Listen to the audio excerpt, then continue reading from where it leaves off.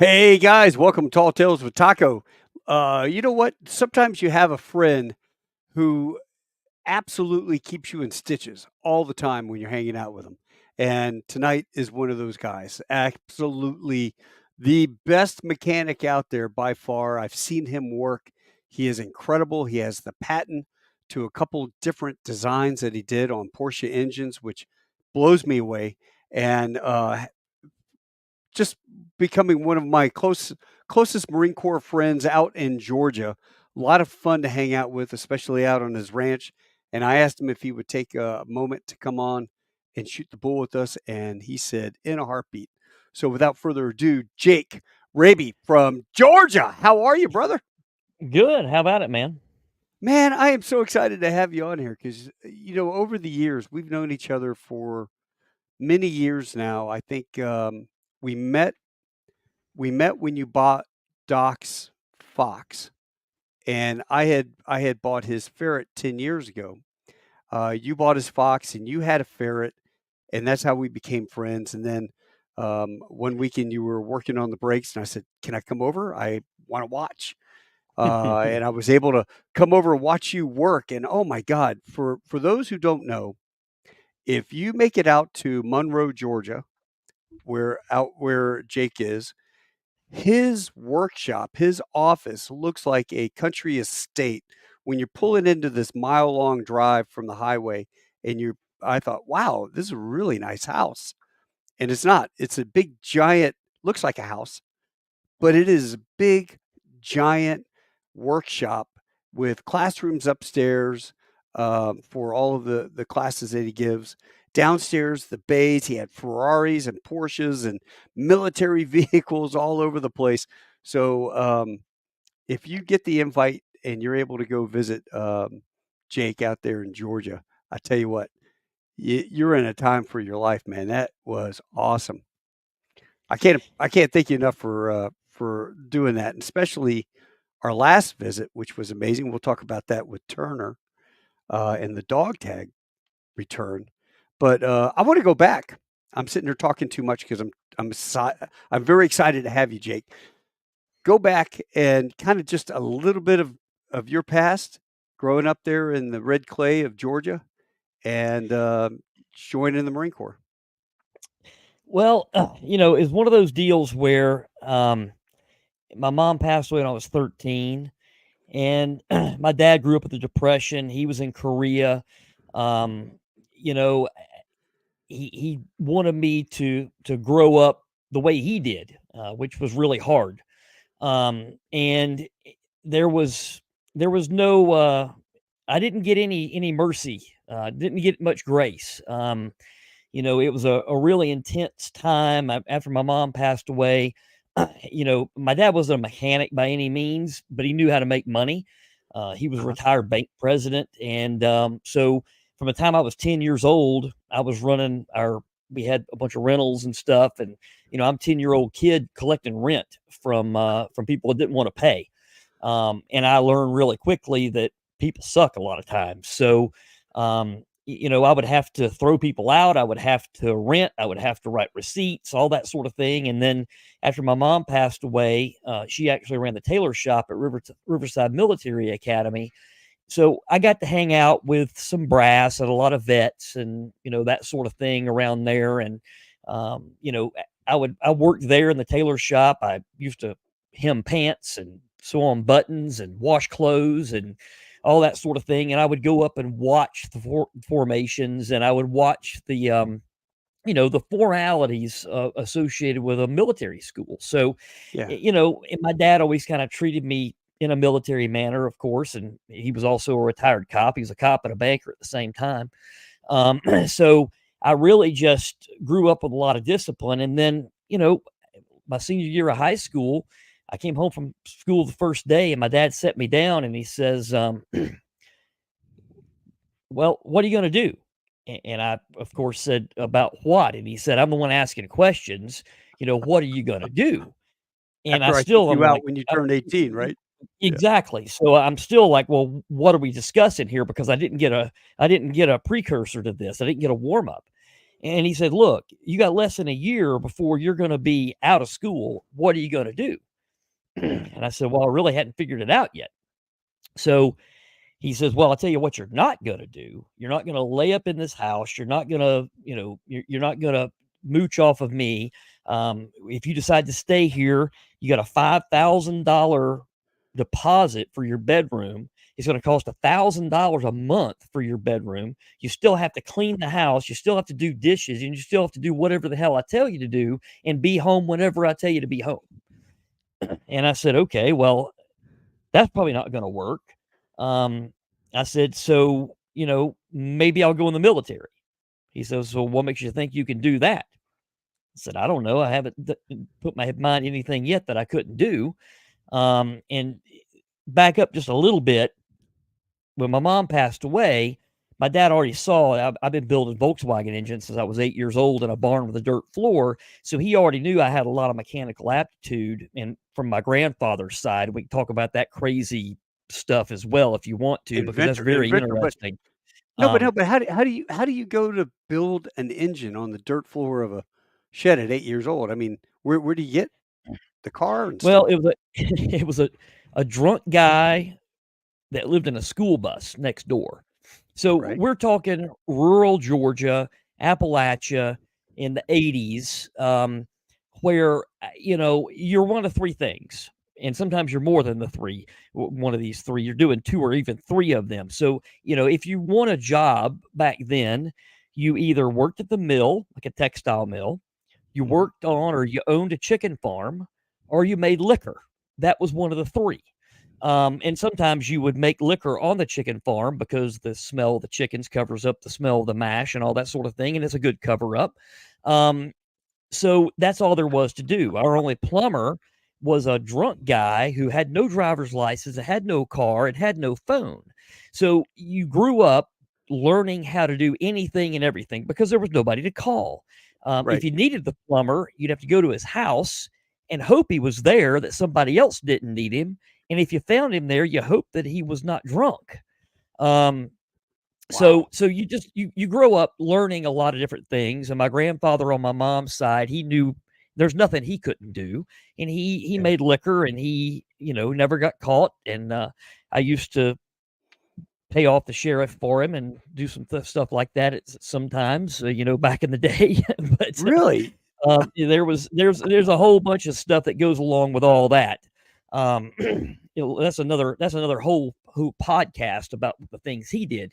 But so I'm a kid, and old Volkswagens back then, you could find one anywhere. A lot of times they'd be given away, 25, $50, whatever. So the way it started off, and the way I kind of got to that point in my life of making that decision, was I was 8 years old.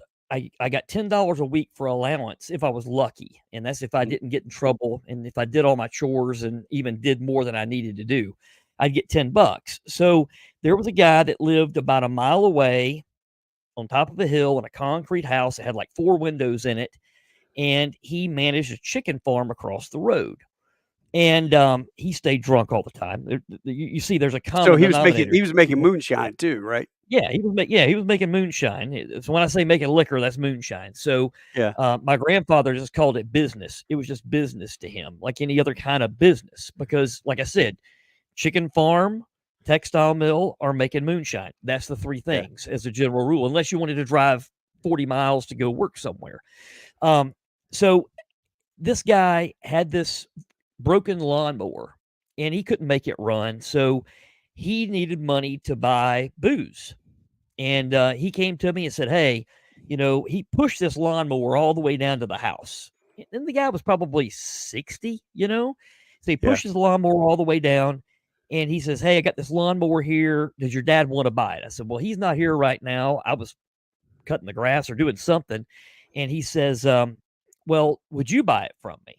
And I said, "Well, what do you want for it?" He goes, "Well, $10. I'll take $10 for it." And I'm like, "Well, all I got left of my allowance is $8. I'll buy it for $8." So I buy a lawnmower for $8. So I start trying to make it work, and I find that it has no spark. So, you got to have really four things to make something run. fuel, air, spark, compression, and all those things happening at the right time, which is the timing of it all. So there's no spark, so it won't run. So my neighbor next door, who lives in a school bus, it manages the county shop next door and took care of all the big equipment and stuff. He was a great mechanic. So he came up and he's like, "Hey, it has no spark. I bet the flywheel's got rust on it because it uses a magneto." And he said, if it has rust on that magnet, it's not going to get a connection, or maybe the gap's wrong. So I've come to find out the gap was wrong and it had rust on it. So I clean the rust off. I get spark, put fresh gas in it, crank it up. It runs fine. So then I get a couple cans of Krylon and I make it look like something. And we had this swap shop on the radio that would come on. It was, a precursor to Craigslist. So it would come on and you just call up, "Hey, I got a lawnmower for sale." So I put it on there for sale or trade, $50, whatever it was, $40. And a guy calls me and says, "Hey, I'll trade you a Snapper riding mower, old Snapper Comet riding mower that has a bad transmission if, for the push mower." I'm like, "Okay." He says, "I need a push mower and I don't need this ride mower." So I take the ride mower. My neighbor next door, the drunk guy, has some used parts or an old Snapper Comet. I make it run, I paint it up, and then I trade that even up for a Volkswagen Beetle, 1970 Beetle. Wait a minute. How And old are you? How old are you at this point? I'm like, by this time I'm probably 9 or so, something like that. I mean, I think that happened in the summer when I was like 8. So the next summer, I was 9, something like that. Wow. But again, the only thing that I knew was working on stuff and being outside, Yeah. and hunting and whatever. So it was just kind of a way of life. So, and I spent a lot of time with that drunk guy at the county shop. And then my other neighbor owned a machine shop. And these neighbors are not close by. I mean, they're, half mile away or so each. And I would go hang out with the guy at the machine shop, and he was an Army vet. And he made a lot of crazy stuff. So he actually worked on Porsches. His biggest thing was he was taking the 4-cylinder engines out of the 4-cylinder 914s and making those into 914 6s and putting a 911 engine in a 914. And so here I am, a little kid. I don't know what the difference between a 914 4 and a 914 6 is, but I know that it's really fast when he does this. So then he also put a 911 engine in a Volkswagen bus. And so I had this Volkswagen Beetle. And again, back then, Volkswagens were a dime a dozen. So one thing leads to the next. And then, I built my first Volkswagen engine when I was probably about 8.5 or 9, because it was in that Beetle that I traded for. Because when I first get the Beetle, it runs, but it doesn't run good. And I remember I used to have like one milk crate full of spare parts. And I'm like, "Man, this is awesome. I got all these spare parts. There's like a distributor and a coil in there and a distributor cap and some spark plug wires." I was like, "I got everything I need for spares." Now I, sold 300 engines a few years ago, and I've got more stuff that I know what to do with. And it all started from a milk crate filled with junk. So, I get this thing running, and then I take it off in the bottom land behind the shop, and I hit a stump and break the front end out from under the thing. So then I have to learn how to replace a front end. So as a kid, I had a go-kart, but it stayed broken all the time. And I learned how to weld because I used to break the frame in half. So we had this welder in town. I think he's actually still alive. And he was big on the CB radio. I used to be on the CB all the time when I was a kid. And his handle on the CB was flash because he welded. So I'd go see him, and he was usually not there. So finally, my dad just buys me a welder, and he's like, "Okay, I'm tired of paying Flash $10 to weld this thing every time you break the frame in half. So learn how to weld it." So I learned how to weld it. And then, I breaking go-karts, breaking Volkswagens, gave up on the go-kart, went to the Volkswagen. And then we had a guy that was kind of maybe 20 miles away from us, and he had 80 Volkswagens or 70 Volkswagens probably. He had probably 50 engines, just a tremendous amount of stuff, some Porsche stuff, had a 914. So when my mom passed away when I was 13, my dad realized I had all these skills and just was kind of born with this stuff. So he went and bought all that stuff for me from this guy. And I think it was only like $500 for everything the guy had. So it takes about a month to move all this stuff, and Wait a I'm minute, you're I'm talking about 70 13. cars? Oh yeah, yeah. I'm like 13 years old, and I have a whole salvage yard full of stuff. Um, and but my dad told me, he's like, you got to pay me back for this. So we would buy and sell stuff, and he would buy it, I would fix it, and we'd sell it and split the profit. So I had my own money. So after my mom passes away, he's being real hard on me, not wanting me to get in trouble. He worked at a prison. After he retired, he decided to go work for a prison to have something to do till he was Yeah. hurt in a riot, and they made him retire again. But he took me there one night, and he's like, "I'll never see you here. You're not going to come to this prison, and because of that, I'm gonna give you the discipline that you need to stay, make the right decisions." So I had all these cars, I had all this, had all that, and then I decided I was going to start doing work for other people. So I had my first paying customer for a Volkswagen, or actually a Porsche engine, when I was 14 years old, and that was a barn that had a dirt floor in it, and I've still got that building. And today, I've had some cars worth $750,000 stored in that building now. You'd never know it was a barn with a dirt floor all these years later, but I Yeah. still operate part of my business on the property where I grew up. So there's so many dynamics with all this. It's weird how it all ties together. So I had my first paying customer for an engine when I was either almost 14 years old or 14. And so go ahead. Okay. There's no such thing as YouTube. You can't look up Mitch Bell changes the brakes on the ferret with Jake Raby. You can't look that up. Did that guy, the you had a welder, so did he take you under his wing, teach you how to weld? You had the mechanic with the Porsches. Did he take the time? Were they like your mentors? It was a different way of learning, man. I mean, there's none of this, "Here, let me show you how to do this." It was Yeah. literally, change that engine. It was, "Here's a 6013 welding rod. I'll tell you, it wants probably 75 amps. Put it in that welder and roll with it." I mean, I was given the opportunity to get in a lot of trouble with stuff, and Yeah.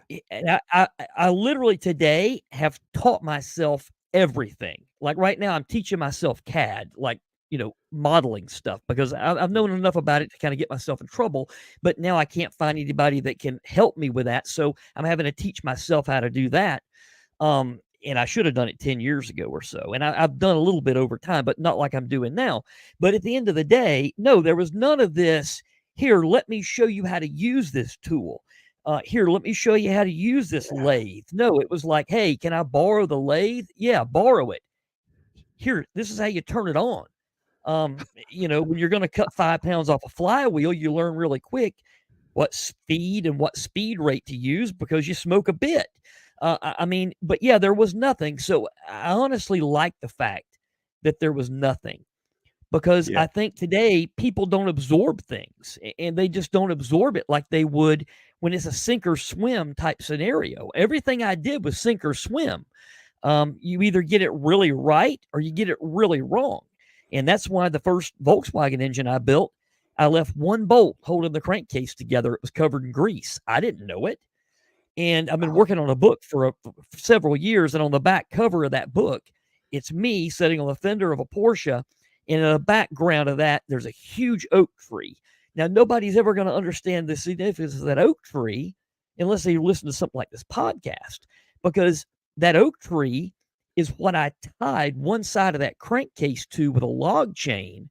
And then I tied the other side of that to an 8-in Ford tractor that you actually saw at my property.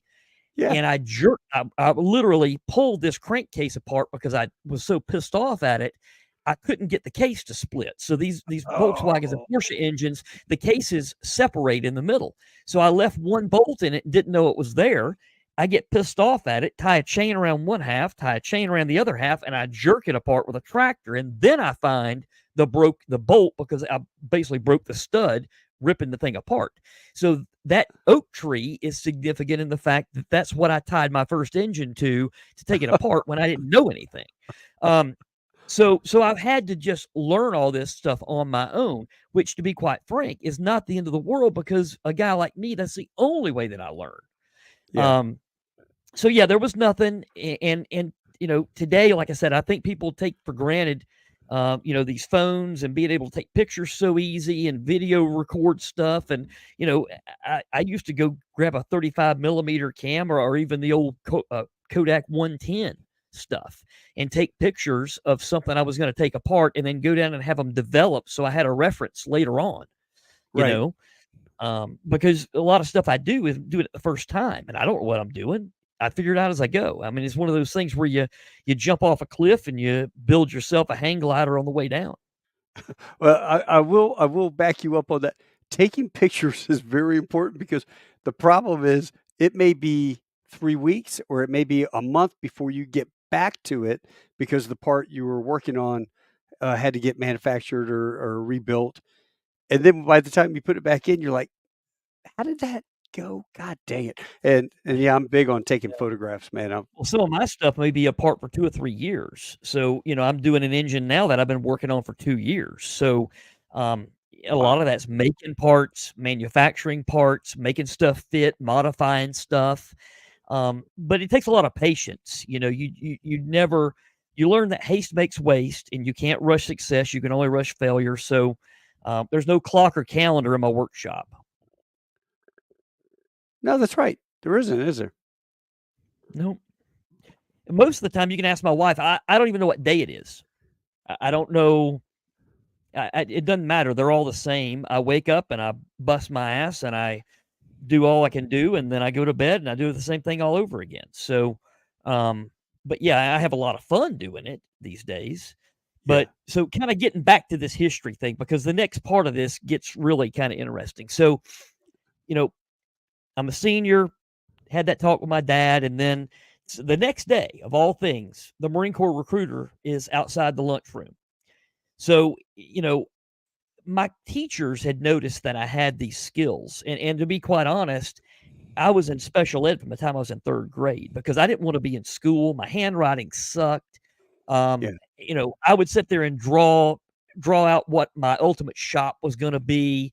All I wanted to do was work on stuff, build stuff, create stuff, blow stuff up, shoot stuff. That's all I wanted to do, and I wasn't happy unless I was doing it. And I was good at business because my dad taught me how to be in business, and, how to do things with selling things to people or whatever. I even sold a car to a guy that used it in a murder. I think I told you about that. Oh, Um, yeah. and that Yes. came to fruition while I was in boot camp. We can tell that story later too if you want. But um, so the recruiter's standing there, and we come by from a shop class, and I had like 4 or 5 shop classes a day because school gave up on me, and they should have because I didn't want to be there anyway. And I had hacked into the computer system at the school and got in some trouble. Never got in trouble in my life until they made the password too easy for a guy like me to hack. And I had access to one of the only computers in the school, so I was able to hack into it and go into the homework helpline and change stuff around. Got in trouble for that. So then they changed my schedule. So I'm come by the Marine Corps recruiter the day after my dad had to sit down with me, and he says, "Hey, you look like a mechanic." And I said, "Yeah, no shit." He says, "Well, you want to work on airplanes?" I said, "I'd rather work on helicopters." He said, "Well, why would you rather work on helicopters?" I said, "Because they're all mechanical, totally mechanical." He Right. says, "Well, you can be a Marine and you can do that." I said, "Well, this is ironic because I just talked to my dad about this last night." So I stayed after school for a while. He gave me the whole spiel, and he wasn't a slimy recruiter. You know what I mean? He was a gunny. Yeah. So he didn't have to have a super quota, but he was like, "Man," he's like, "I think you would probably make a good Marine." So I went home that day and I told my dad, I was like, "Hey man, we had that talk yesterday." And he goes, "Yeah. Did you figure anything out?" I said, "Yes, sir, I did." I said, "I'm gonna be going to this place called MEPS in about a week, and Uh-huh. that's where I'm gonna have my physical and go through all that crap to go be a Marine." And he said, "What?" I said, "Yeah." Oh, He's like, "So you talked to a recruiter?" I said, "Yes, sir. I talked to him today at lunchtime, and then I stayed after school and you know, took the he says ASVAB. that yeah, I already had the ASVAB. So Oh, he had we all took it like in 11th grade. So I was a senior. So he he knew what my scores were already, and he's like, "Look, you aced everything with mechanical, you aced electronic stuff." He's like, "Pretty much you can do whatever you want other than air traffic control." I guess I was too stupid for that. Um, so he, my dad's like, "So you're telling me you're going to go be a Marine?" I said, "Yes, sir." He said, "You can't do it. You'll never make it." I said, "Okay." And of course, I've still got his draft letter where he was drafted in Korea. Your friends and neighbors have chosen you to defend their country in the Korean conflict. Right. Um, so at that point, that was January of '94. Um, I went delayed. I went to the MEPS deal, went delayed entry, and then the night that I graduated, everybody else was going to parties and everything. My recruiter, for me to be able to have Millington lined up with basic helicopter school and sea school and all that, he had to make me leave to go to Paris Island that night. So I left from the graduation like before it was even completely over with. He took me Really? to Athens, Georgia, the regional airport. I got on a regional plane. I flew down to Savannah. I get to the Savannah airport, and then I fall in line with a bunch of guys that just got off a commercial plane coming in from Maryland. So they were all getting off this plane from Maryland. Most of them were reservists. And I fall in line with them and then get on the bus and go to Paris Island. And, the rest is history with that part. But, that was June of '94. So I never had a day off. I mean, I left that night and went straight to Paris Island. But what about all the cars, all the Volkswagens that you had, the lot? Well, Did I you end up still had selling them. all those things cheap, No, or what happened to no, them? no, no. So when I left, you know, I think my dad was he was really lonely by this time. I mean, he was 47 years old when I was born. You can do the math on this, right? He'd had heart problems and stuff, but he was a hard charger, and I think I shocked him when I did what I did. Um, and so when I left, I still had my shop, I had everything, and I had this old radio that played, and I left. The radio was playing. I came home on leave out of boot camp. My radio's playing. My shop is undisturbed. All my stuff is still where it was. I would get letters while I was in boot camp that says, "Hey, so and so stopped by and wanted to buy a distributor, wanted to buy a flywheel. What do I charge them for this stuff?" So I don't get regular letters in boot camp. It was like, "What do I charge this person for this part?" Or, "Where the hell did you put the spark plug wrench for my chainsaw?" Right? Um, so that's the kind of stuff that I got because he was just he was hard. He was just hard all the way around. So I mean, I I didn't I didn't get anything given to me. I had to pay for my own gown when I graduated. I had to pay for anything. So, when I was going to go to the prom, everybody's going to the prom, and he's like, "You got to pay for this and a tux and all that." I said, "To hell with that. I'm going to the drag strip." So I took the money that I was going to use for that and went and bought a pair of Delorto carburetors and put them on my drag car. And I went to Commerce to the drag strip while everybody else is at the damn prom because I didn't care anything about it. Yeah. Um, so instead of that, I went and blew a transmission up, what you Were do you an at only the drag. child? Were you an only child? Well, I was and I wasn't. So my dad had been married before, Okay. and his ex-wife was in South Florida, and I've got a half brother and a half sister that came from his prior marriage, and my brother is 20 years older than I am. So, Well, I mean, but um, growing up, you were so you were yeah, essentially an only child. I was. Yeah, growing up, I was, and there was no neighbors around that had kids.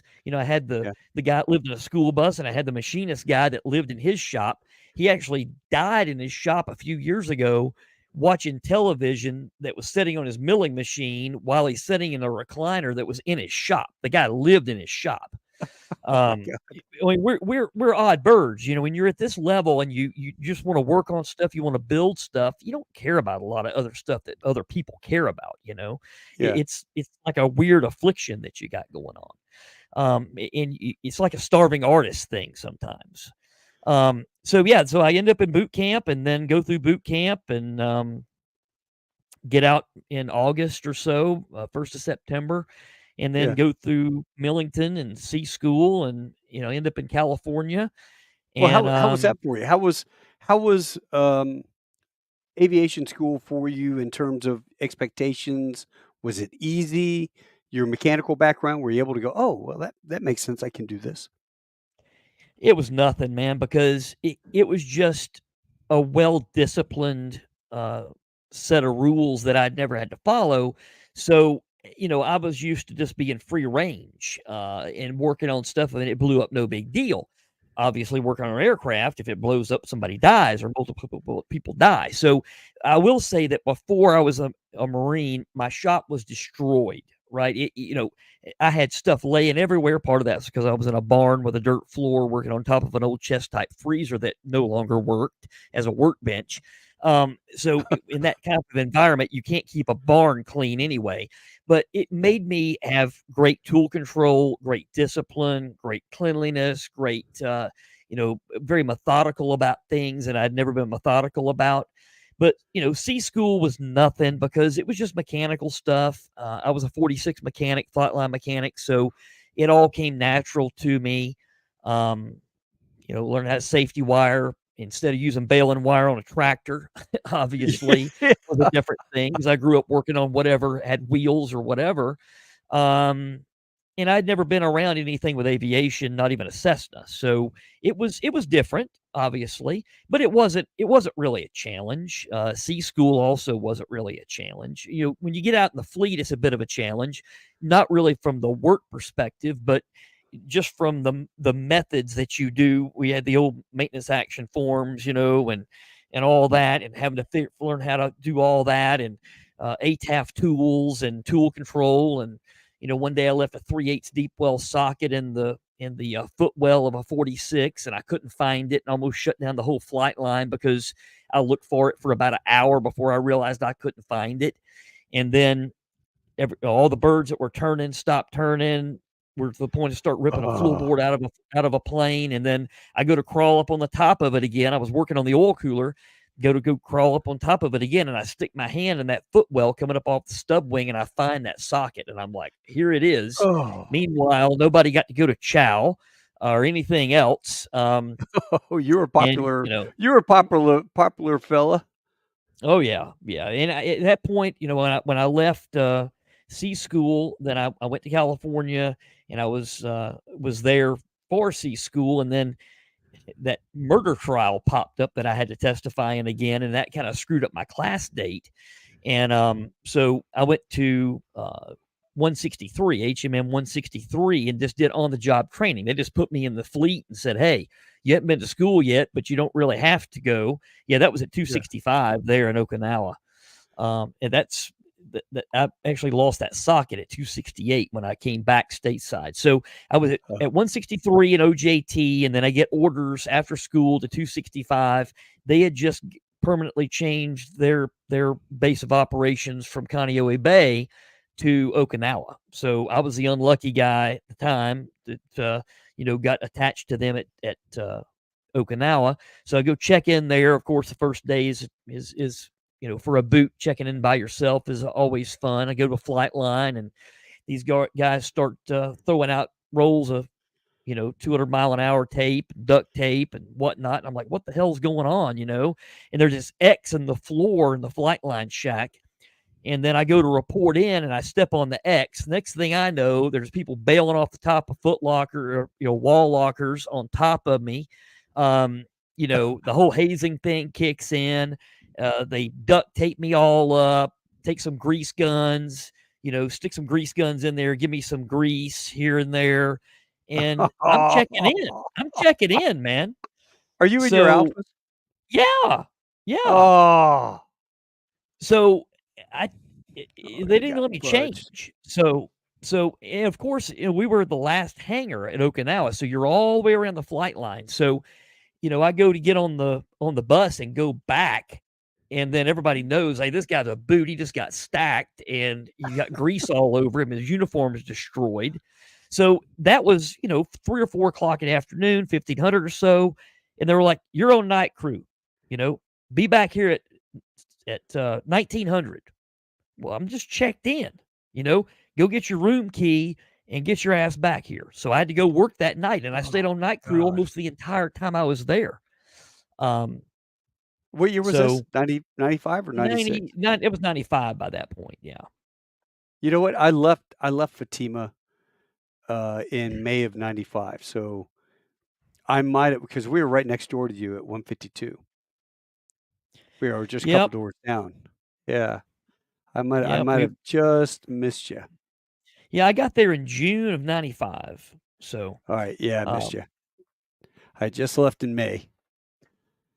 Oh, that's funny. and Yeah. and I got while I was there, I got a hernia and all kinds of crazy stuff, hanging blades on a 46, and then I kind of fought that. Of course, you get fapped out the tool room because you can't go hang blades on stuff or whatever. And they thought they had it fixed. And then we went on the boat out of there on the Belleau Wood, and just did some exercises around Korea and whatnot. And then, of course, we did all the Korean stuff, whatever that exercise is, that combined arms thing. Ochi Yeah, Ochi in focus lens or something like that. in August. I just remember it was hot as hell and the mosquitoes were bad. That's all I Yeah. remember.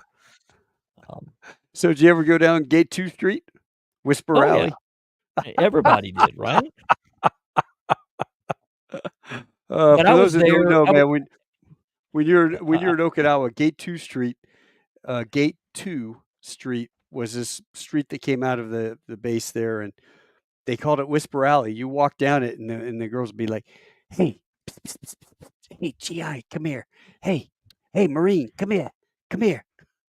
You know, they had the and they had donkey those. shows. They had crazy crap. They was like, they had steel doors. They would open that door up and slide it, and you hear the steel doors like armor plated almost. You know, they'd open it up and say something to you, and if you said, you weren't interested or whatever, they'd slam it back. Um, it was interesting. It really But was. when I Did you was go scuba there, I diving? didn't. No, you know what I did while I was there more than anything? What? I built radio controlled planes and cars. There was a guy that he was a Japanese fellow that owned a RC car store right outside the gate. If you go out the front gate, go down Sobriety Hill, you get to the bottom, make a right. There was a radio control car store like right Yes. there. Yes, I Okay. remember that place. Right. Well, I would work for that guy because I wanted to build stuff, and I've still got the toolbox that I used to keep in my room, and I would go get like a kit from him because he had people that wanted to buy stuff, but they didn't want to build it. So Right. I would take the stuff to my barracks room and I would build it during the day because I worked night crews. So during the day, I would put together one of these radio control cars or whatever, and he'd pay me to do it. Or usually I would trade with him, and I would say, hey, I want that Turbo Inferno, the badass one. So I'd put together like 10 or 15 other things he could sell, and then he would trade me the parts for the Turbo Inferno, which was insane. Um, Funny story about that. Had one of those get loose on the runway because I was in the barracks. Oh, I started off in one of the old barracks, but then we moved to that last barracks before the turn in the road at the runway. The very Yeah. last one on the right. I Yeah. was there like third deck, I think it was, and I'd get out the parking lot, and we got up on the side of the berm with this thing, and it took off down the runway, and some radar messed with it, something messed with it. I lost connection to it. This is gas powered. This thing hauled ass down the runway, and while it's out there on the runway, the buzzer starts going off and the red light starts going off that's there in the curve that says there's a C-130 getting ready to land. And this thing's Uh-huh. on the runway. To this day, I have no idea where the hell it went. I don't know where Really? it went. I was afraid to go look for it. I don't know. Last thing I mean, I could hear it, and then when Yeah. the plane got in the picture, I couldn't hear it anymore, obviously. But it was wide open throttle, and it was full of fuel, and it just launched that direction, and it was gone. I don't know where it went. You have a Uh, lot of stories about blowing things up or losing things that you worked on. well, because you're always building stuff. Like I said, it's kind of an affliction. Yeah, it's Yeah. you either have it or you don't type thing. So that was a year. You did a year, or did you do a debt? No, I did a year, and then we did a dead Yeah. out of there on the boat. So we were only on the boat for a couple months on the Belleau Wood. But so that was a year. I loved it. A year was great. 2 years would have been okay because I was into scuba diving looking for dead Japs and stuff like that in the caves down there by Naha and doing a lot of historical stuff. 2 years would have been all right. 3 years would have been way too long, but I Yeah, enjoyed it. I put like 6,000 miles on a bicycle too. I mean, I would ride, all over the island. If we got a 96 or something, I'd put together a couple of those planes or whatever, and then I would just take off to the north part of the island and just Uh, find a place to camp and just camp out. Don't even know if I was on somebody's land or what. I would be on a beach somewhere and just freaking just camp out. Um, so really? it was kind of cool, but I don't know. I didn't really like Okinawa in a lot of ways. It seemed to me like some people either you really like it or you don't like it, and I Yeah. really didn't care that much for it. Yeah, it's funny. Mark Scholler, Mutant, who came out to your shop when we did that return, he was there at that time too, and he was at 152. So you guys could have actually been at the soba shop down there, the fried rice hut, whatever, at the end of the flight line um, for lunch at the exact same time. You just never know. It would have been funny knowing what we Yeah, I know now. remember we used to have mid rats there, at night, midnight, and man, that food was good at night. That chow hall wasn't that bad, but at night the food was really good. So usually we would, you know, take one of the little flight line tugs or, one of the little Cushmans or whatever, and Mhm. I'd pop loose one of the rear brakes on the Cushman, and I'd pull up like in a hydraulic fluid leak from a 46, and I would throw the emergency brake on. It was only connected on one wheel, and I'd do a nice burnout because the other wheel would spin. So I'd be in that oil and do a burnout. People like, "What the hell? Where'd that smoke come from?" And then this Cushman comes out of the smoke cloud, and then we'd go down and get mid rats. We'd come back, and usually the MPs would be like, "Somebody said something about you see anybody with a smoke bomb or something?" Nope, I haven't seen anything. My tire's Did you still take smoking. My tire's still smoking, but it wasn't me. the engines apart and take the governors off and stuff like that on any of those? You know, uh, the JG40s, they'd pop a good wheelie, the little short tugs. Yeah. And we bypassed the governors on a couple of those, but the craziest thing I did with that, by the time I got back to, actually, no, this was, I can't remember if I did this at 265 or 268, but at some point we were on night crew. I worked night crew almost the entire time I was in the Marine Corps for obvious reasons. At night stuff just gets done. It's like nobody had a pettibone license to operate the crane, but somehow three rotor heads got changed last night. Nobody Well, complained I don't know. because that was three rotor heads that got changed. But how the hell did this happen? Because nobody's trained on the pettibone. Well, it's a tractor. I can figure it out, right? We just got Right. stuff done.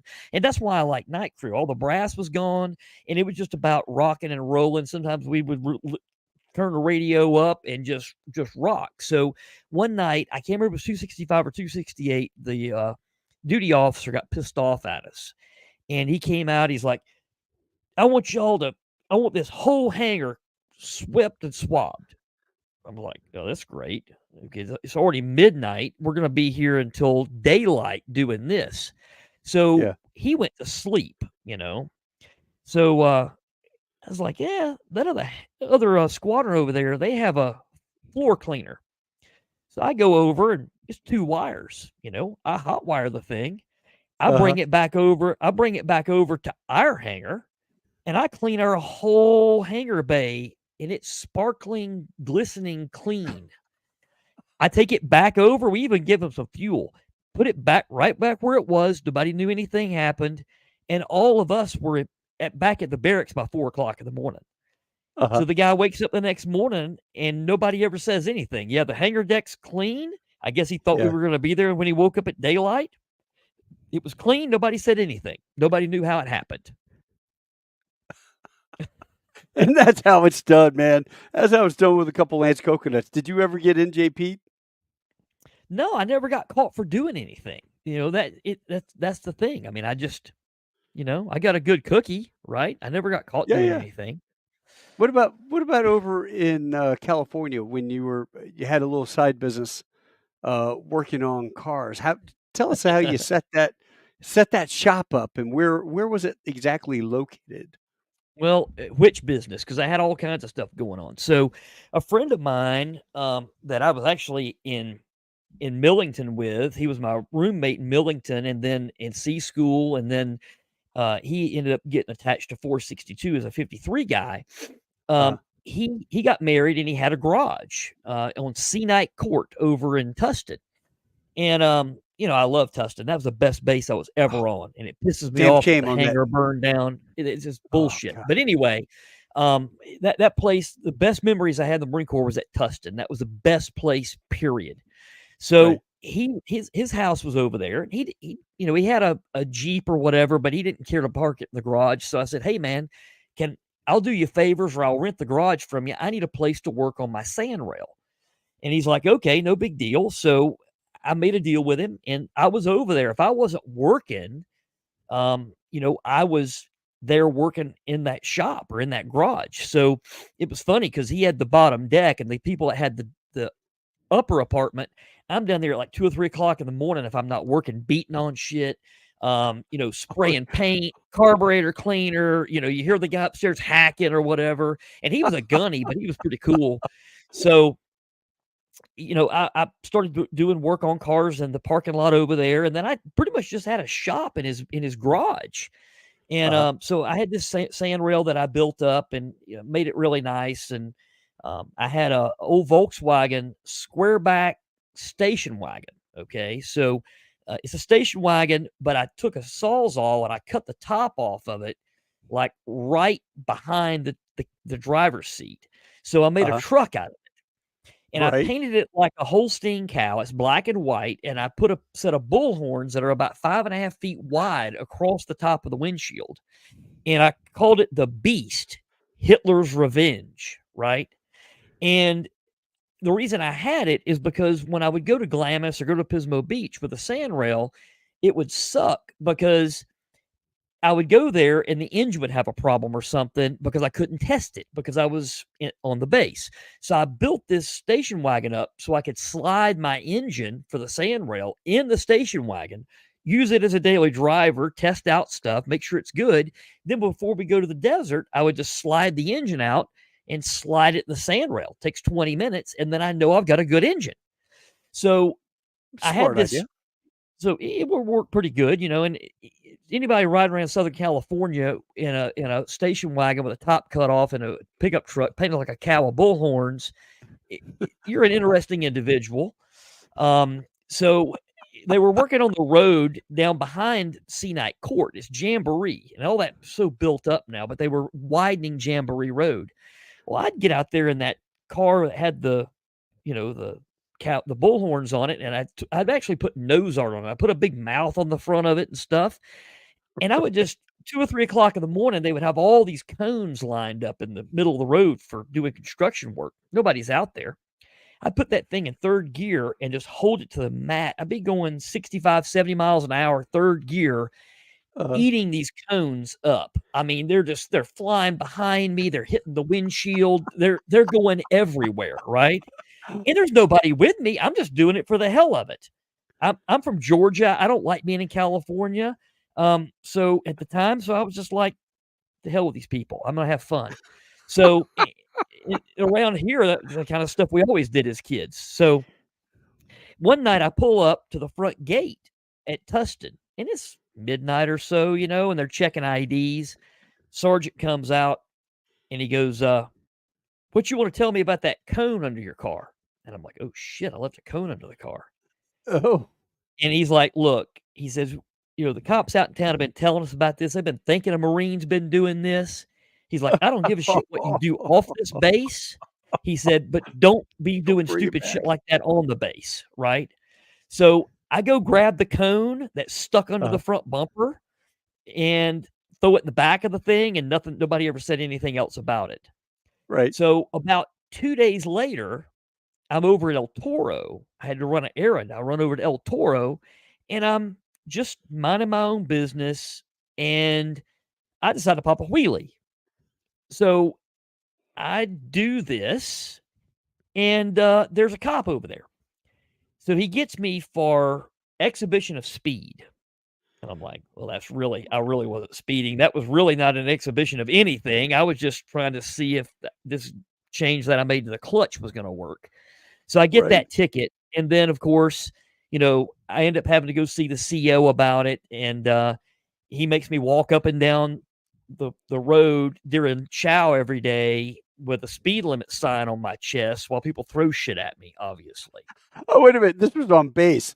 An MP Oh, yeah. got you on base? Yeah, this was like 2 days Nice. after after it's almost like they put an APB out for the cow car, right? Yeah. Because and I just happened to end up popping this wheelie and doing this little burnout on El Toro, and I never went over there, so I never knew where the cops were, And of course, when they closed Tustin, I ended up moving over there. Yeah. We were But very indiscreet. I mean, come on. Let's face it. no, well, a buddy of mine, it was his bachelor party, and he's still married to his wife, actually. And he was my roommate. So I had this cow car, and we were going down the 55 freeway, and that goes to Costa Mesa from Irvine area. Uh-huh. And the cow car, the battery was under the back seat, and there was still a back seat in it, so I could have Marines riding in the back seat. Well, anybody who's ridden in an old Volkswagen, you know that the springs under the back seat, if you put too much weight over the springs, they will touch the top of the battery and they'll short it out. Oh, So oh, it won't give them a shot? we're going about not really a shock, but it caught on fire. So we're seriously running Oh, 100 at after midnight, coming back from this place I think it was called Pierce Street Annex or something over there. uh-huh. And we used to call it the meat market, right? So it was in downtown Costa Mesa. So we're hauling ass down the 55, going back. Somebody decides that they're gonna, bounce in the back seat or something, Yeah. and it shorts out the battery and it shuts the headlights off. It shuts everything off, shuts the Oh, engine off, shuts everything off, and then there's all this insulation under the seat, the padding. It catches it on fire. So as oh. soon as this happens, I know exactly what's going on. I pull over, lock the brake up, get out of the thing. We rip the seat out, which breaks the connection. Kind of beat the seat on the side of the freeway and put the fire out. And everybody's like, "Now we're screwed. What are we going to do? If this thing's not going to run," I was like, "I think it will." The battery Yeah. had literally exploded. The battery, it blew a hole in the side of the battery because of such a direct short. So we Damn. connected the battery back up, and it didn't have enough juice to start the engine. But I'm like, hey, if I just turn the Push key it. on and I got 12 volts, we'll push it off. So we push it off. We're able to make it back to the base. I went and charged the battery. That battery lasted for 6 more months with hardly any acid in it. Today, a battery won't last 6 months, even if it's new sometimes. Right. Um, but it was funny because if I would park that car out in the rain, it would rain, and then all this battery acid would wash out of the battery and that wash down the concrete. So you can see that it was leaking acid onto the concrete from the vehicle that I'm able to run and drive because it still has a busted battery in it. It's incredible. What about the dumpster? You turned the Oh dumpster gosh. into a by the So barracks. so I had so I'd come back from 265, and I had about a year and a half or so left, and I wanted to go to 268 because they just got off the boat. They were on the Peleliu with the 15th Mew. So I wanted to go to them. So I got orders for 268. I get there, and awesome squadron. I still know Uh-huh. so many people who are in that squadron. It's the tightest squadron that I was ever a part of in the Marine Corps. Like the guys at 265, I remember a couple of those guys. The 268 guys, I freaking remember them all, and they all remember me. It was Yeah. just a different kind of squadron experience. It was laid back. We had good aircraft. There was no bullshit. It was just a good place to be. So, and there's another thing, it goes full circle because the corporal that ran the shop while I was there, he was a crew chief and he was a CDI. Um, we didn't really totally get along in the beginning, but in the end, he and I ended up getting orders out of there because both of us didn't have time to go back on the boat. And then all these years later, after I got home, made my business a substantial business in the Porsche world. he came to me and said, "Hey, I'd like to learn about these cars. I've been working on Nissans. Will you teach me about them? I'll come to one of your classes." So I did. And then I hired him and he worked for me. So it went from me working for him in the Marine Corps Uh-huh. to him working for me working on Porsche engines, 25 years later or 20 years later. So That's no, so awesome. the way that whole thing went, I go 268 and then I'm still working on stuff at night. Laid back, good birds, everything's good. Had a lot of extra time. I go to the desert with my sand rail and all that. Um, and it was just cool. So then I get orders to Mal 16 because we were short time, me and a buddy of mine, and we would cause trouble at night together. We had this gunny, and he would say, I asked for leave one time, and he says, "Hell, I ain't gonna give you any leave. You're on vacation every day." Because we would goof off. We got a lot of work Yeah. done, but we would goof off, and he knew at night what we were doing, but we got so much work done at night, nobody cared if we goofed off Well, because tell nobody people what else could catch Mal's up I if mean, done during the Mal's day. tell people Mal's you were working on aircraft engines or what came back to Mal's Well, for you to work so on? so at MALS, that's a Marine Aviation Logistics Squadron 16. So when I get these orders over there, me and my buddy, we don't know what we're gonna do when we get there. We thought they were gonna put us in the hazmat department, right? Because that's where everybody else had kinda gone that was short time. So we get over there, and I was like, "Man, if we go to hazmat, we're gonna have it made," because the guy that ran that just it was all short timers, nobody cared. Yeah. So by this time, I had about 8 months left, 8 or 9 months, not enough time to deploy. So we go over there, and we get hooked up with this lieutenant, a female, and she's like, "Nope, I'm putting y'all at the barracks." And I'm like, "You just made a huge mistake. Thank you. Thank you, but you have no "Oh, please, idea. lieutenant, don't send You us to you the barracks." you have you have no idea what you've just done." So, we get rooms over at the barracks 213, I think that was the number of them, over really close to the 53 flight line, behind the E Club kinda, and they're tearing the base down at Tustin. So, we were at El Toro at 268, so they moved us back to Tustin to go to Miles because they were closing the base. So, of course, during the day, there's nobody at the barracks. Right. So we started working on all kinds of cars. Hell, the XO of Miles, we worked on his car in the parking lot. Our old XO at 268 worked on his car in the parking lot. So then we end up getting a bunch of boots straight out of school, and they give us like 15 of these guys to take all the stuff out of the barracks, right? Yeah. So and we were both corporals, and, so they come right out of school, and they think it's gonna be all this formality and stuff. They check in with a barracks manager who's only got maybe 5 or 6 months left and doesn't give a damn about anything. They check in with us, and I had, like, a Briggs& and Stratton motor, like a 5 horsepower motor that Uh, I rebuilt at my desk. uh-huh. So before I invited the first one in, I cranked this engine up in the office. And these guys Yeah. are standing in line like, "What the hell is that?" There's a motor running inside this guy's office. So, of course, there's carbon monoxide starting to build up. The windows are closed. So, of course, he comes in and everybody else in the office is wearing a gas mask, but he's not. How long did it take him to pass out? We never pushed the envelope that long. But so we made them all report into us and play all these games and stuff. So then they were they were helping us throw stuff out of the barracks, taking all the Uh-huh. carols and all those things, and we would throw them out in the dumpsters, and we would always get extra dumpsters. So I said, I think what we can do is we can work on stuff safely.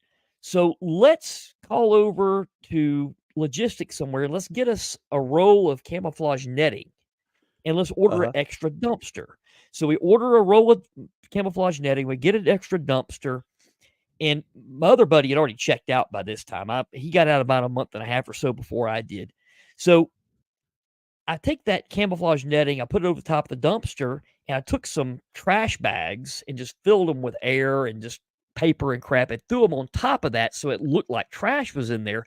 But these Right. were those huge container type dumpsters that roll off. So the Right. back of them, they open up like a tractor trailer.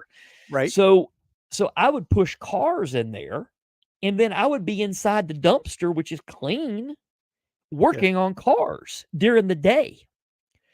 So When you're supposed to be it in the barracks tearing it apart. well, we already got the work done. I had my boots, and we worked around the clock. So the lieutenant would give us stupid stuff to do, and we would always get Yeah. it done, but we had tons of extra time left over. So Yeah. I'm working on cars in this dumpster, and then the locksmith, his name was Jerry, he needed a clutch in his Toyota truck. And Uh-huh. he's like, "Hey, what do you charge me to do that?" I said, "Well, I'll make you a deal, man." I said, "I've been going, the Orange County Register had this thing called the Recycler, and it came out every Thursday morning. And it was like Craigslist in the 90s, right?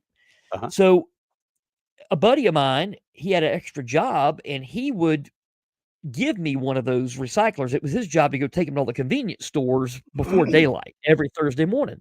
So he gave me one every Thursday morning at like 4:30 in the morning. I would get it, and I had one of those old bag phones, or it's before that, I would just ride around with a bunch of quarters, and I would call people as soon as it got early or late enough in the morning to call 7 or 8 o'clock. Hey, you got this Yeah. Volkswagen. I see you want $50 for it, or it's for free or whatever. I want to buy it from you. So I would go to U-Haul, rent a trailer. I had a 92 F-150.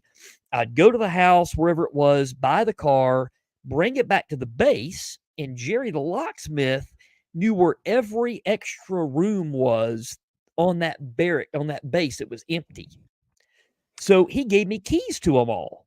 So I would bring the cars back. I would take the cars apart legally. I always had titles for them, right? Uh-huh. Because I knew there was somebody just waiting to bust me with a chop shop, MP or whoever. And I would take them apart, and I would saw the hulks of them up and put them in dumpsters all over the base. And then I would keep the good parts, and I would take all the oil over and put it in the recycling thing at the hangar and all that sort of Yeah. thing, do it the right way.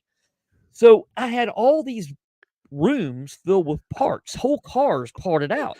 And then once a month, the Pomona swap meet would roll around, and I would go to Pomona with a U-Haul truck full of parts. And I would show up and make, I think the most I made one day there in cash was $9,000 in cash. And I had Holy probably crap. had maybe $2,000 or $3,000 in it, of that stuff.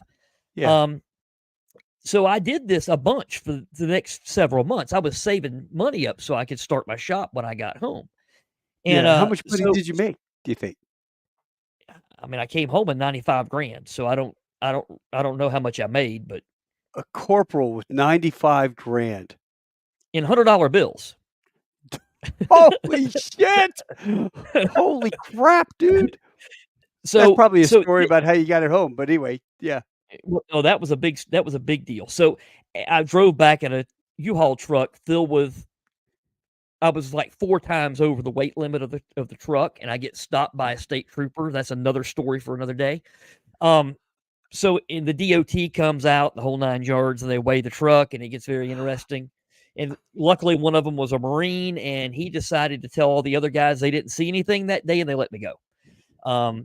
So anyway, I'm taking these cars, parting them out, putting them in trash cans all over the place, and I didn't know there was anything wrong with that. So all of a sudden, one day, the lieutenant shows up, and then another guy shows up that looks like he's from the Alphabet Police, and I'm like, oh shit, here we go. This is not good.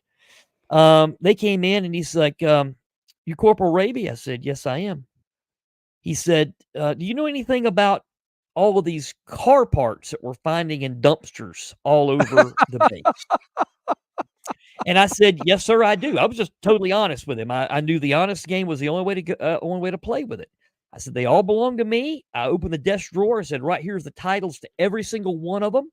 I've labeled all the parts as I've taken them off. I've been taking the stuff to sell it at Pomona. I've got all the receipts where I've sold stuff." I said, "I just been trying to make some extra money, and it looked like a pretty good way to do it to me. And that's all junk parts. And I've been recycling everything else in the hazmat." He said, "Okay."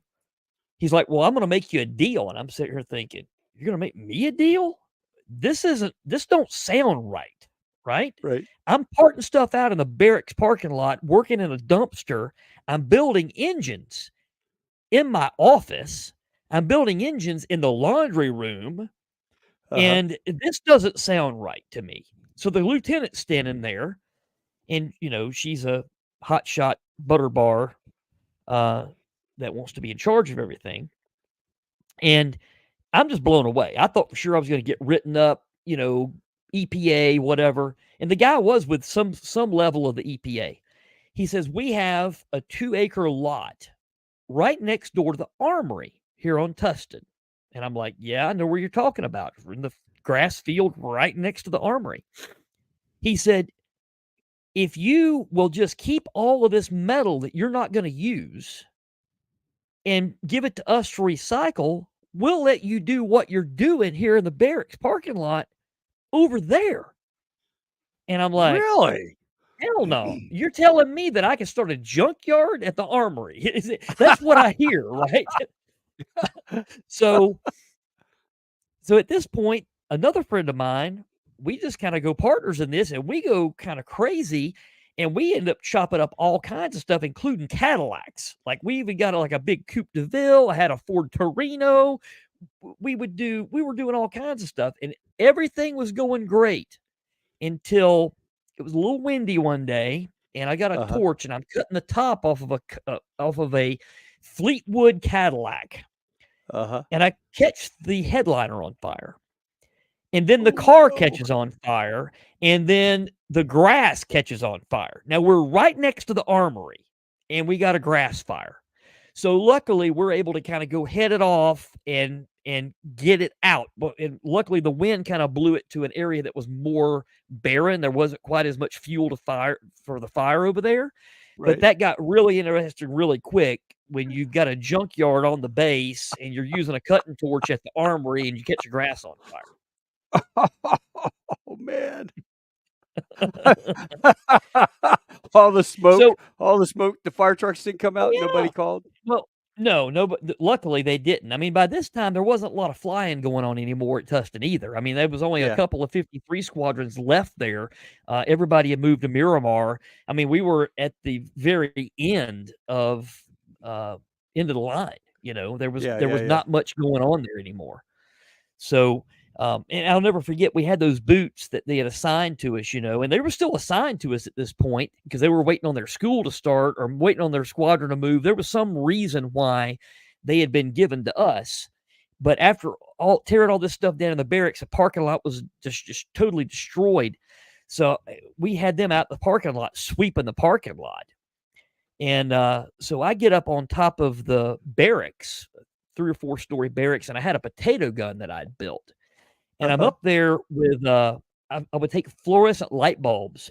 They would perfectly fit in the barrel of this potato gun if I just put a couple of wraps of black tape around them.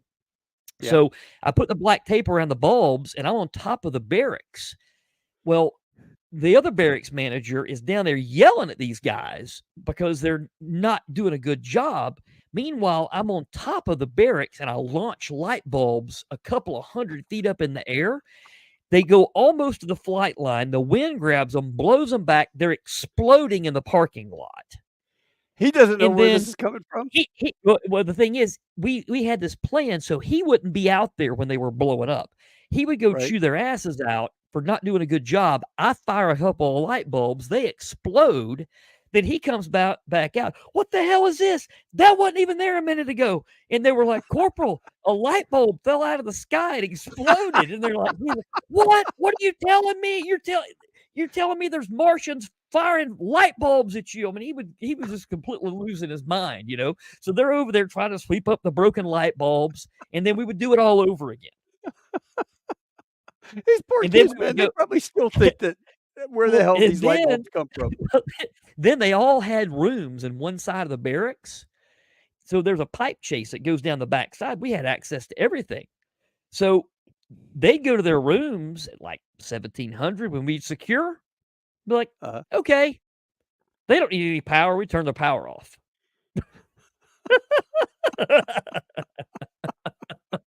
So then they You would were a come dick. down and they'd be like, Corporal, my lights aren't working. Well, my other buddy would have already went back and turned them on. So I'm like, okay, let me go check it out. I go up there and the lights are on. I said, you're wasting my time. Why did you tell me your power's not working? Your power's clearly working. Well, it wasn't that way when I came down there. I said, well, it is now. So I would leave. We'd turn the power back off.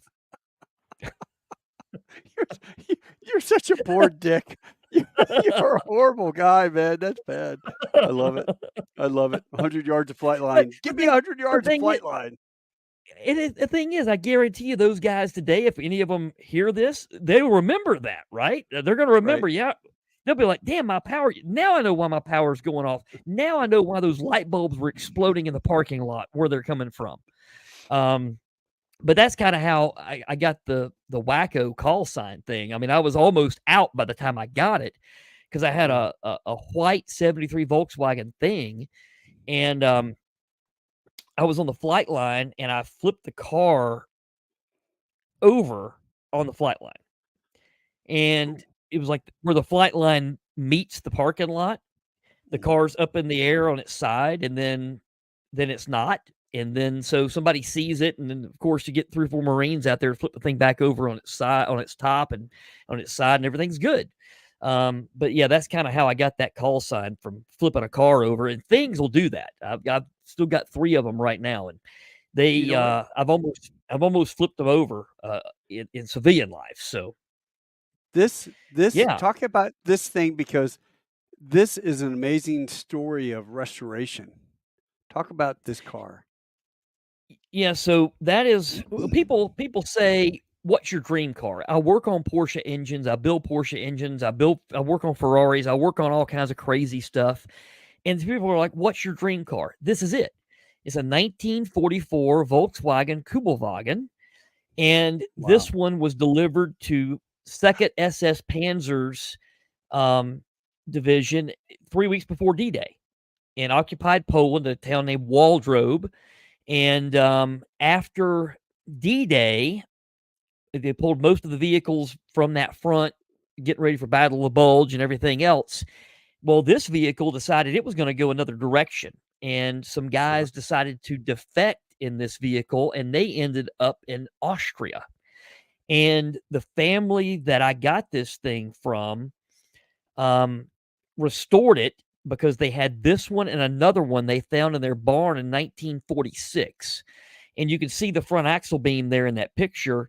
It's not been restored. That's the original paint on it. And on the driver's side there's actually a 30 caliber bullet hole in the axle beam, and I I've was actually gonna got the bullet they recovered out of the inside of it when they restored it. I was gonna say, the So picture you have of that thing was, on the side of the street. It was the same vehicle, World War II, black and white, all just mhm. beat up. Yeah, it was blown up. I mean, after I got that vehicle, a guy contacted me and said, "Hey, I'm a historian with this stuff." He was in Germany. He's like, "I got a picture I think you'd like," and it was my chassis number. And that's not the chassis number. It's on that vehicle. I don't want to be touting that chassis, the actual chassis number all over the place. So the number 39 follows me everywhere I go. So that's why I put that 039139 on there. 139 followed my dad everywhere his whole life. And when he passed away, it started following me. So that's not my chassis number, but, the chassis number I do have matches all the Volkswagen museum history that I've got for the vehicle, going back to when it was delivered to Second Yeah, SS. Um, that's but yeah, it's amazing. a small world with those vehicles. The Porsche world's a small world. It's all pretty small. It's smaller than the Marine Corps, that's for sure.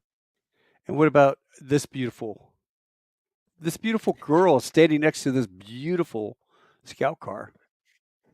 Yeah, so that's my daughter Ava. She's 12 now. She was probably 10 in that picture. She's 5'5" now, believe it or not, at age 12. Wow. So yeah, she just always towered over everybody in her classes. But that's a 1942 scout car. It's a white scout car. Um, I've got a live modus for it. That vehicle's never been restored. It's had some paint touched up on it and stuff. You see on the door right there, the Expediter 2. Uh-huh. There was something else stenciled over that. And when I got it, I started taking some sandpaper, and I water sanded it and got the Expediter 2 to come back through. And so that's been there for a long time. But I Wow, so got you didn't that, touch and I that up. Nice. no, and I got that in a 1940 Chevy staff car from the Yeah, same person's estate out of Washington. that's amazing. And the Porsche thing. Talk real quick. What happened with Porsche and that engine that would eat itself? And how did you figure out the fix for this? I mean, I Well, know it all comes into engineering and you taking stuff apart, but what gave you the idea and patent process and the whole nine yards? well, it all goes back to just, invention is just a pile of junk and an idea. I mean, even Edison said that. So, I've been working on Volkswagens, and then the natural progression for Volkswagen mechanics, when you become successful in what you're doing, you work on Porsches, right? Still today, I'm more of a Volkswagen person than I am a Porsche person. Uh huh. Um, it just in many, many ways, from the very elementary, rudimentary side of stuff and the simplicity side of stuff. I tend to value Volkswagens more than Porsches. That's why I have the Kubelwagen, which is Yeah. between that and my 356 are both worth about the same amount of money. However, I would sell the 356 over the Kubelwagen any day. Yeah. Um, just because the Kubelwagen to me is a historical vehicle and is a Volkswagen. That was my dream car. So I get out of the Marine Corps and I have the money that I'd saved up. I get back home and my radio's still playing, right? The radio was playing whenever I left is still playing. My dad's 4 years older. He'd had a lot of heart problems and stuff. And they wanted to put me on Ospreys. And that's the reason I got out. Plus, I had hernia surgery. Mm. And I, I loved, well, I didn't love being a Marine, to be honest with you. I loved working on aircraft and I loved the experience of doing that. But when I was in, I didn't love being there. Not at all. Right. Yeah. I wanted to be home. So when I came home, and I always wanted to be home from the time I went to Paris Island. I mean, I just wanted to be back on my property where I grew up, blowing up stuff and working on stuff. But I needed to learn something more. So when I got home, I took that old building, cleaned it up, and a lot of my old customers that I'd had since I was a kid were waiting for me to come back. And that leads into another Marine that I want to talk about because he's been a significant player in a lot of this stuff. And recently he crashed his airplane, and I was able to help him. Oh, And actually I introduced you to him. You need to have him on the show, by the way. So okay. um, I'm getting the shop all back and up and going, and I'd had a Porsche every day of my life since I was 12 years old. It was a 914, and you know at this point, this is 1998. Porsche was just coming out with their first water cooled 911. So all the cars before that had shared air cooling with that of a air cooled Volkswagen, right? So they were Mhm. simple cars, and for one reason or another, Porsche needed to add better climate control. They needed to meet emissions, and air cooled engines run dirty. They run hot. They didn't want to do that with them. So they let go of what had made the Porsche different than anything else, being a rear engine air cooled. It was still going to be a rear engine, but it was going to be water cooled. So when those cars came out, I just started my shop back up. So they really didn't, people that had always worked on Porsches didn't like the fact that those were water cooled. And Right. I didn't either. Right. So these are brand new cars. Give it a couple of years. And then a friend of mine had opened up another business where he was making cylinders for air cooled cars. And another former Marine, Bruce Anderson, was a big player in the Porsche world. He wrote he wrote books, he wrote magazine articles for Excellence Magazine. He was a tech chief for Porsche Club of America. He was a Korean vet. And he had pulled Charles aside and said, "Hey, I'm getting all these letters written to me about these 911 engines and Boxster engines, the water cooled ones blowing up." He's like, "Look, Porsche's going to be all over me if I publish this stuff, so I can't publish it. But the only thing I will tell you is that you need to tell Jake that you two need to start developing these engines. There's a bearing in the back of this engine that's blowing up, and they're claiming that it's not a big deal, but you need to do something about it. Yeah. Well, he's the kind of guy, when he spoke, you listened, right? Like that old E.F. Hutton commercial from freaking way back when. So Right. Charles tells me, hey, Bruce says we need to work on these. I was like, bullshit. I hate those things. I'm not working on that junk. I don't want a water cooled car. I've never had one on this property, and I'm not starting now. So he starts doing a little bit of it without me. And I start seeing, hey, there's a problem here.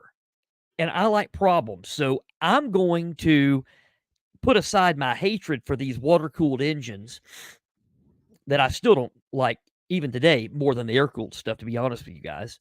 Right. I'm going to put aside this hatred, and I'm going to try to figure out what the factory screwed up. So, inside the back of the engine, well, they screwed up a lot of things. This engine has 31 documented modes of failure that I've come up with over the years. So, it's a whole family starting in 97 going through 2008. So, I end up basically getting a few of these junk engines, taking them apart. They put a bearing in the back of the engine that is akin to a GM alternator bearing, very close to that, right? And some people claim it's the exact same bearing. I've yet to take a GM alternator apart that had that 6204 bearing in it, but it actually shows that there's an application for that. So the bearing was failing. So the first night that I tear down one of these engines, I said, that bearing doesn't need to be there. That needs to be a plain bearing like all the air-cooled cars have, and we need to pressure feed it with a supply of oil, and we need to take that oil from the oil filter housing. Right there, an invention was made right then and there.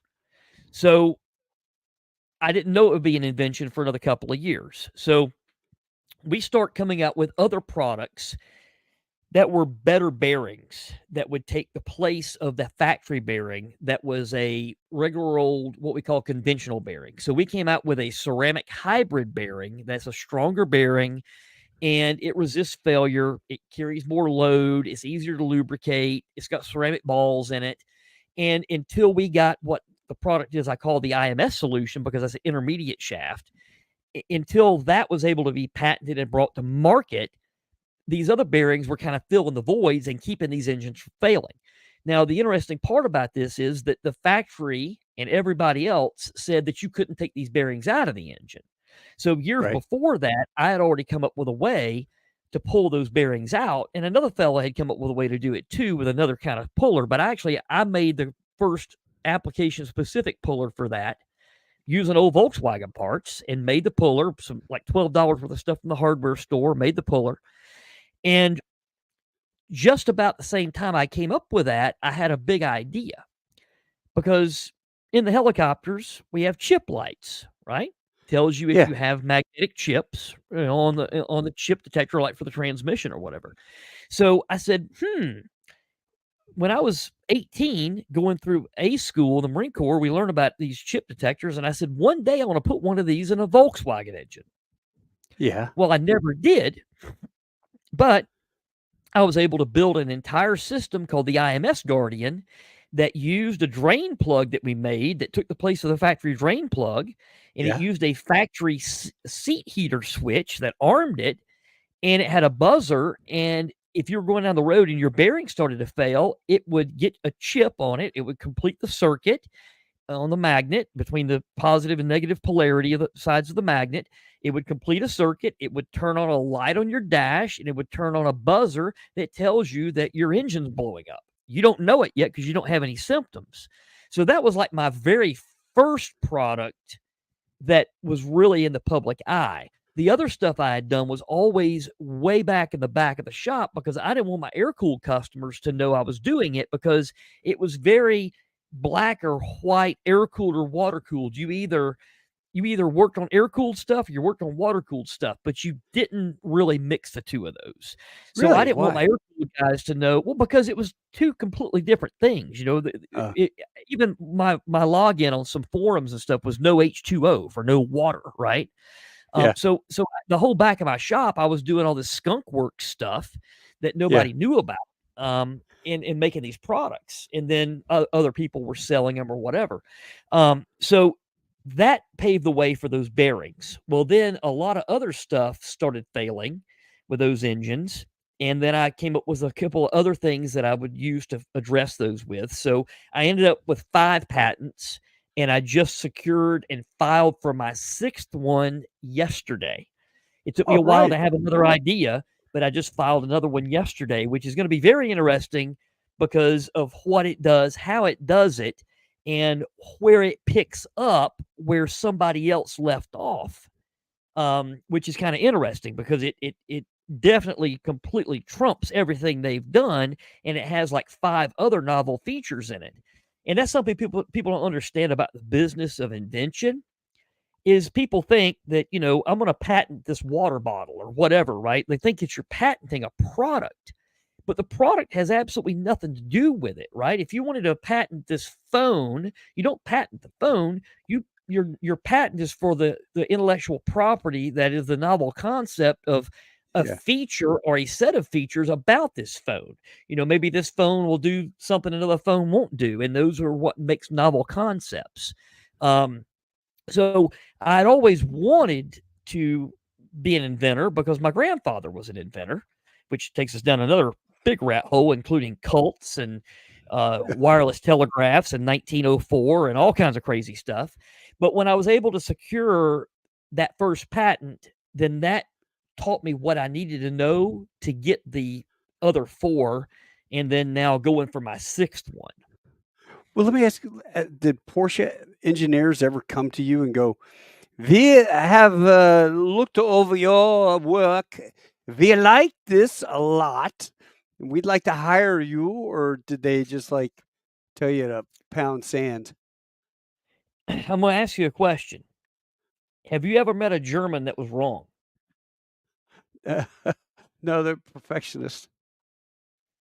So whether they're right or they're wrong, they're still right.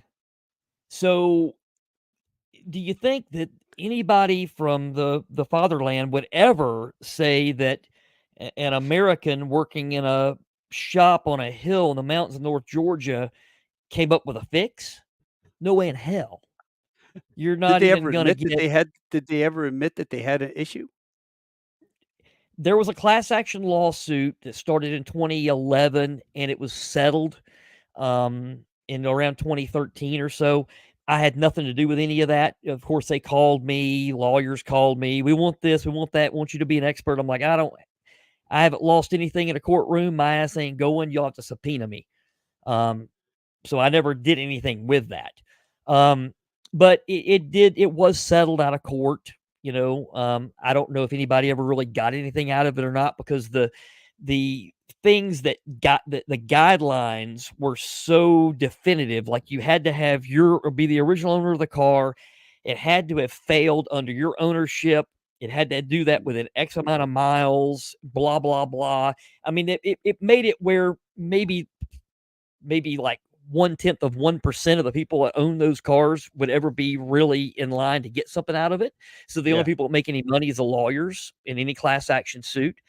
But I will say what that did is it added validity to the fact that we did what we did because it's funny when you first come out with something and you say I can pull this bearing out of the engine that the factory never said we could pull out, and they never gave this part that can get pulled out a part number because they didn't want to say that it could be replaced. Well, when you say I've done that, people say that's bullshit. You haven't done that.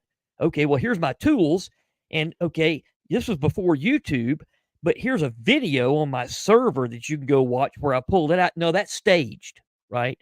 Nobody believes anything. Yeah. So then as I come out with other ways to do this, and trust me, there's still things up my sleeve that I've not released. Yeah. And it is kind of funny because if these guys knew how a Marine was wired, and I'm talking about the opposition, people who decide that they want to call themselves our competitor, and they want to basically give themselves the credit of being our competitor. If they knew what you and I knew and what other Marines knew, they would know that that's the stupidest thing they could do is to try to fight with us because we never show our hand. We always have a plan C. We don't sleep and we like to fight. Yeah. Yeah. Yeah. so, so, What doesn't kill you makes you stronger, except a Marine. A Marine will kill that's you. right.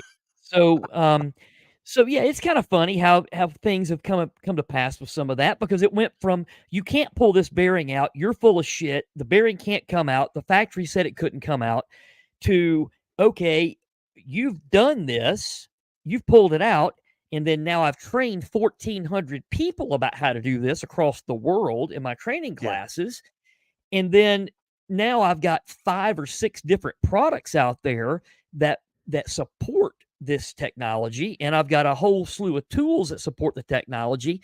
Now the whole thing is, well, those never needed to be changed. It went from you can't change that to this whole thing's bullshit. No, it's just the way people want to think. It's a problem with a modern human. I think people are trying to people get so tired of things being pushed on them and Yeah. things trying to be sold to them all the time that they don't even want to believe the good stuff anymore. Well, it's amazing job what you did, and you're a testament to standing up for what you believe. You know, having the wherewithal to work hard. I've watched you put hours and hours in on something, and this is it all right here. Must be nice. You have the same 24 hours I do. Work harder. That is from your website, and I love it, man. That just is the epitome of, you know what? Suck it up, buttercup, and get it done. Um, Yeah, I mean, but it and the really thing is is, testament to your work. it's getting pretty late here. I'll sit here and talk all night long. Doesn't bother me. But when I'm done, I'm gonna go downstairs and finish putting the crankcase together for a engine for Mr. Collier. So, I've got to get it done. My mind, everything's laying down there. Everything's ready to be lubricated. My sealant's ready to go on. It's time. And I know that you got to strike while the iron's hot. And I'm gonna go get that crankcase put together tonight. So, I don't quit when I'm tired. I quit when I'm done.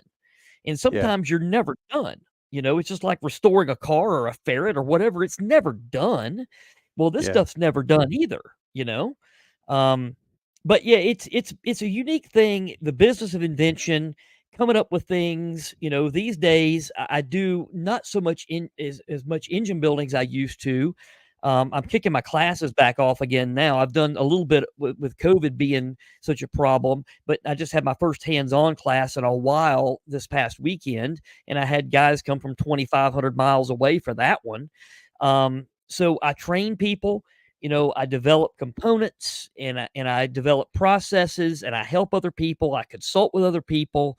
Um, and I build some engines. Mr. Collier at Revs Institute keeps me pretty busy as I want to be with building engines, and I do Yeah. some for other people as well.